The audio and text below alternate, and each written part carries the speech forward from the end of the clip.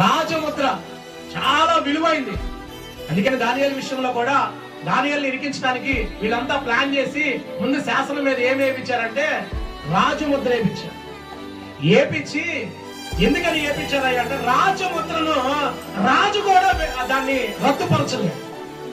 ఒకసారి రాజముద్ర పడింది అంటే దాన్ని రాజు కూడా అది అలా ఎరికిచ్చారు. దేవుడు రద్దుపరిస్తే దాన్ని ఎవడు కూడా ఏం చేయలేడు అనుకోండి. అది గొప్ప విషయం. దేవునికి స్తోత్రం కలుగును.